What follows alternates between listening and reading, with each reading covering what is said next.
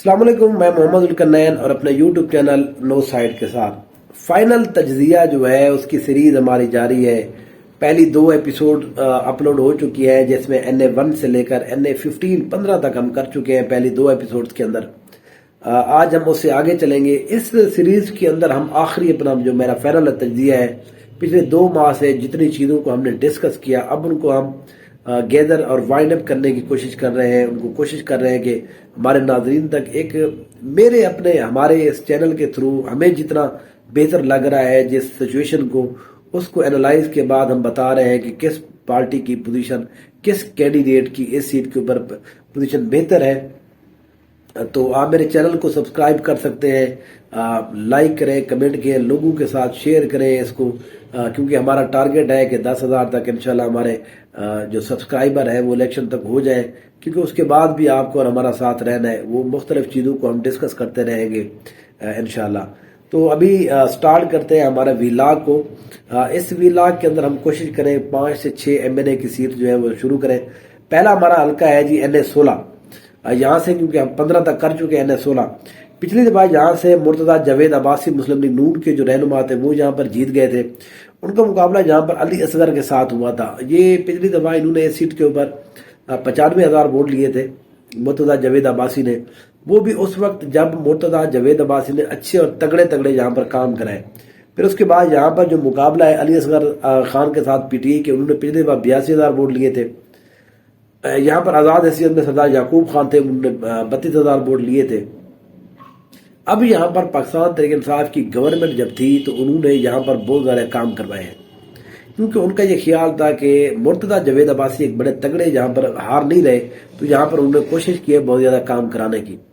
لیکن جیسے ہی یہاں پر PDM کی گورنمنٹ آئی تو مرتضیٰ جاوید عباسی صرف اپنے حلقے کے لیے 2 سے 2.5 ارب روپے کے پروجیکٹس لے کر آئے۔ ان کو مختلف انداز میں انہوں نے ٹھیکے بھی کرائے، جن کے اوپر الزام بھی لگ رہا ہے کہ وہ ٹھیکے جو ہے انہوں نے ٹھیک نہیں دلوائے۔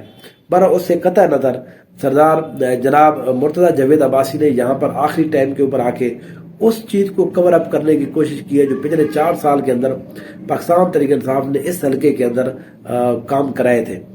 تو اب کے بار یہ وہ حلقہ ہے جہاں پر مقابلہ اس دفعہ بھی بڑا سخت اور تگڑا ہوگا۔ یہاں پر بڑی مشکل ہے بتانے میں کہ یہاں پر کون بندہ جیت جائے گا۔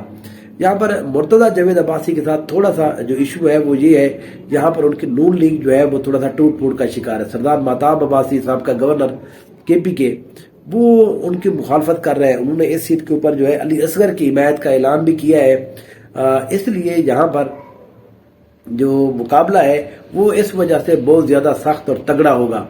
یہاں پر جاوید عباسی صاحب بھی جیت سکتے ہیں، یہاں پر علی اصغر بھی جیت سکتے ہیں۔ یہاں پر ایک بڑا سخت مقابلہ ہوگا۔ اس کی جو ہے فائنل پریڈکشن جو ہے وہ بہرحال میں اب نہیں کر پا رہا۔ اس کے بعد ہم چلتے ہیں NA17 یہ ایبٹ آباد کا ایک اور حلقہ ہے۔ یہاں پر علی خان جدون جو ہے ان کا مقابلہ ہے ملک محبت عوان کے ساتھ۔ پچھلی دفعہ یہاں پر علی خان جدون جو ہے وہ 85,000 ووٹ لے کر کامیاب ہوئے تھے اور 30,000 ووٹوں سے یہاں پر شکست ہوئی تھی۔ اس سیٹ کے اوپر جو مہتاب عباسی صاحب ہیں وہ خود الیکشن آزاد حیثیت میں کنٹیسٹ کر رہے ہیں، تو وہ جو 55,000 ووٹ تھا وہ بھی اب 8 سے 10-15,000 ووٹ جو ہے مہتاب عباسی کے کھاتے میں جا رہے ہیں۔ تو اس سیٹ کے اوپر کیونکہ KPK کی جو مشتاق غنی صاحب ہیں وہ سپیکر جو رہے ہیں، وہ بھی یہاں پر MPA کا الیکشن لڑ رہے ہیں یا ایبٹ آباد سے، تو یہاں پر بڑے اچھے کام شام کرائے ہیں پاکستان تحریک انصاف کی گورنمنٹ نے۔ تو اس طرح سے علی خان جدون جو ہے وہ PTI کے ساتھ کھڑے ہوئے ہیں، دوبارہ سے انہی کو ٹکٹ جاری کیا گیا ہے۔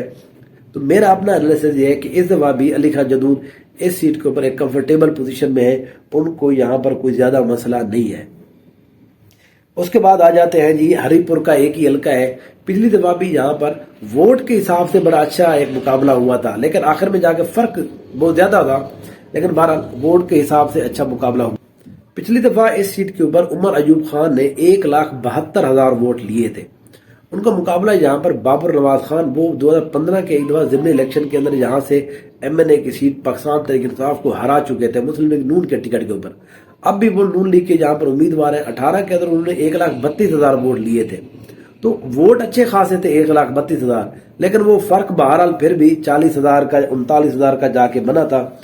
यहाँ पर उमर अयूब खान साहब जो है वो क्योंकि एक बड़ी रॉयल फैमिली के तौर पर जाने जाते हैं, अयूब खान और फिर गौहर अयूब खान और उनकी फैमिली जो है, यहाँ पर काम के हवाले से थोड़े मसाइल हैं। हरीपुर के अंदर उन्होंने ज्यादा काम नहीं कराए, फिर ज्यादातर वो लोगों को मिलते भी कम है।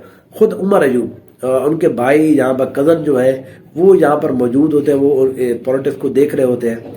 लेकिन पहले तक ये लग रहा था यहाँ पर बाबर नवाज खान एक इस दफा बेहतर पोजीशन के अंदर है, लेकिन जब से यहाँ पर 9 मई के वाक़े के बाद से जिस तरह से चीजें तब्दील हुई है, तो यहाँ पर जो गौहर फैमिली है उन्होंने अयूब फैमिली उन्होंने यहाँ पर पीटीआई के साथ ही रहने का फैसला किया।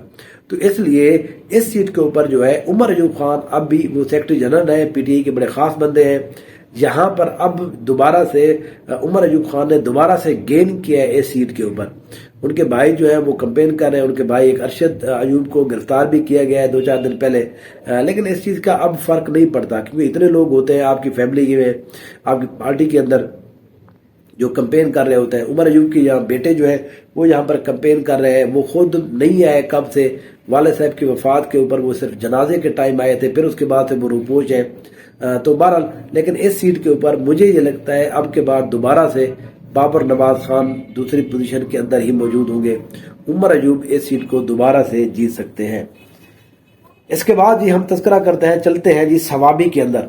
सवाबी का ये पहला हल्का है NA-19। यहाँ पर असद कैसर साहब जो है वो यहाँ पर इलेक्शन जीत गए थे पिछली दफा। ये कौमी असम्बली के स्पीकर भी रहे हैं। उससे पहले ये KPK की जो असम्बली है 2013 वाली, वहां पर भी स्पीकर रहे थे।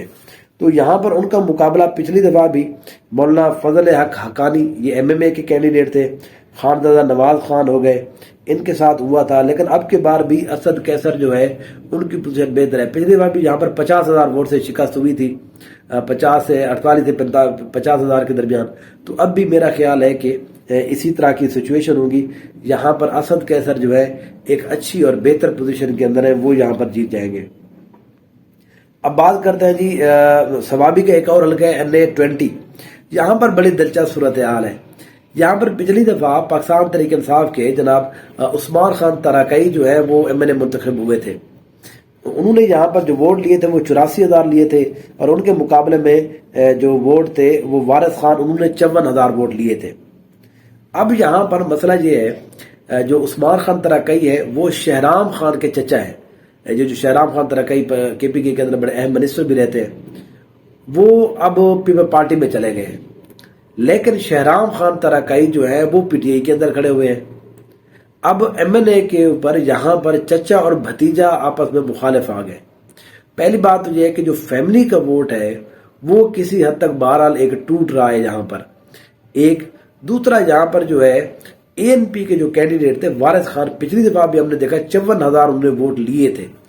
अगर हम ये सोचें कि यहाँ पर वो एक एनालिसिस अगर करें तो यहाँ पर शहराम तराकई और उस्मान तराकई की जो दुश्मनी की वजह से 10 से 15,000 वोट भी अगर पाकिस्तान तहरीक इंसाफ से टूटते हैं तो इससे ANP इस मुकाबले के अंदर बड़ी फिट हो जाती है। तो अब के बार इस सीट के ऊपर जो सख्त मुकाबला है वो यहाँ पर एक्चुअली पाकिस्तान तहरीक इंसाफ के शहराम खान तराकई और ANP के वारिस खान के दरमियान है।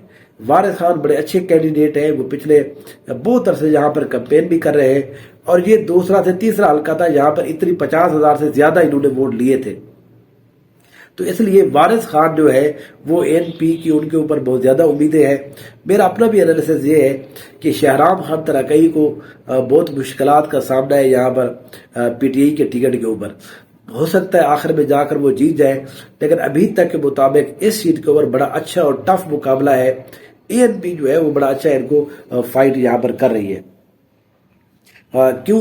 तो इस तरह से इस सीट के ऊपर जो है इस विलाग के अंदर जो है ये 4 से 5 हमने हल्के किए हैं। एक और विलाग के अंदर इससे आगे हम इंशाल्लाह चलाते हैं। मेरे साथ रहिए, हमारा टारगेट है 10,000 सब्सक्राइबर का। आप मेरा साथ दीजिए, शेयर कीजिए, इंशाल्लाह फिर आपसे बात होगी अगले विलाग के अंदर। देखते रहिए no side. Thank you so much.